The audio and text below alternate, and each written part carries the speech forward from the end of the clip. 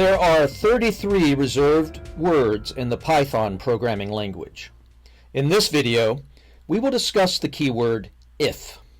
Welcome to our Python tutorial series.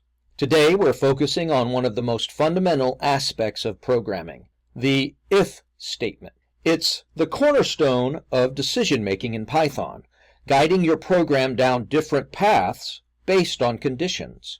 Let's dive into the power of if. The if keyword in Python initiates a conditional statement that tests a specific condition.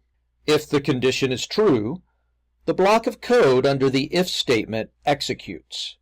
It's Python's way of making decisions based on data. Why if? Imagine your program at a crossroads where each path represents a different outcome.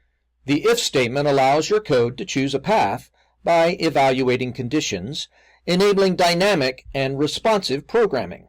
Use the if statement whenever you need to perform a task based on a condition, whether it's validating user input, deciding what information to display, or determining the flow of a game. If helps you control your program's behavior. Let's look at a simple example to see the if statement in action.